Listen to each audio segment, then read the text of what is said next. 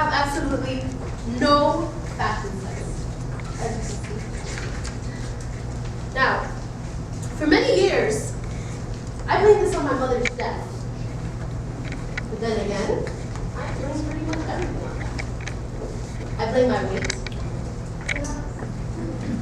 my inability to spell. Thank God for spell check, people. Come on. And my addiction to television. Okay, I know you guys are gonna say you're not addicted to television. Come on, who's not addicted to television? All right.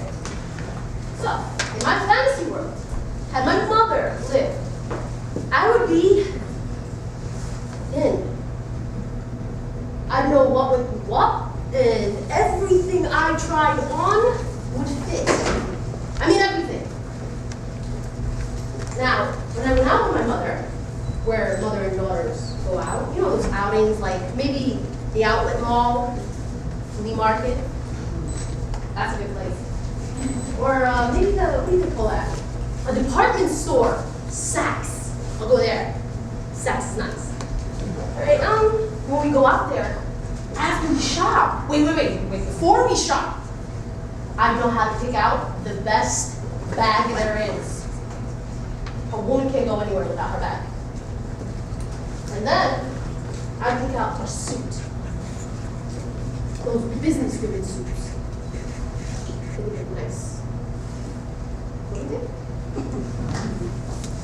After the shopping, we go have lunch. Where we have lunch, I have no idea, but it would be fun. And in this fancy restaurant, we'd have salad, and we'd love it. Like, really love it. It would be fabulous. Who wants a cheeseburger? Come on. Anyways, so all of this would have been peachy keen, but that's all a dream. Because my mother had not lived. She died when she was 39 years old. Now, in fact, I have absolutely no visual of a type of clothing that I wish I had.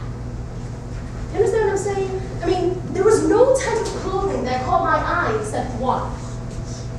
After my mother died, my father thought it would be a great idea to take his 5 motherless children to Belfast, Northern Ireland. I don't know where that is. Don't ask me.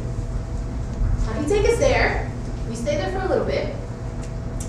The IRA, he took us to a war zone, people.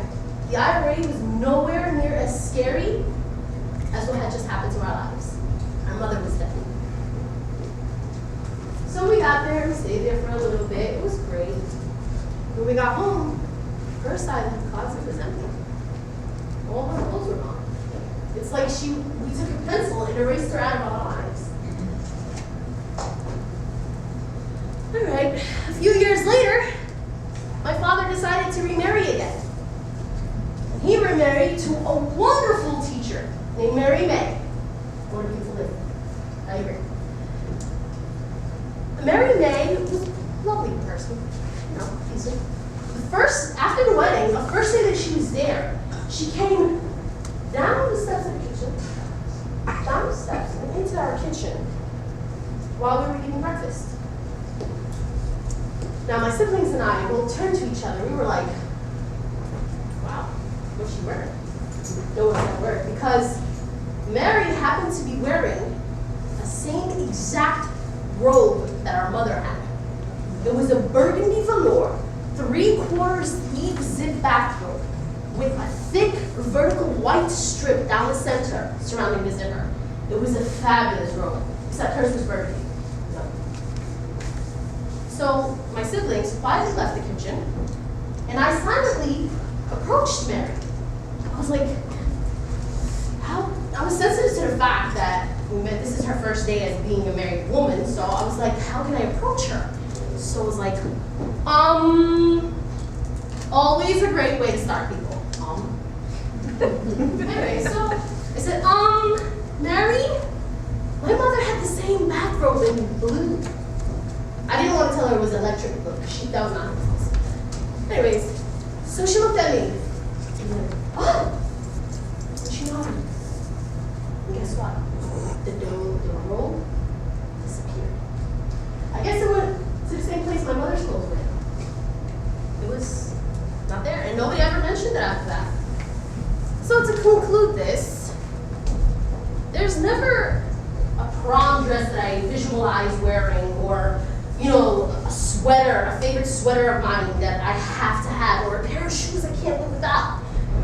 To me, clothes are a cover of sorts, leaving room for an electric blue memory.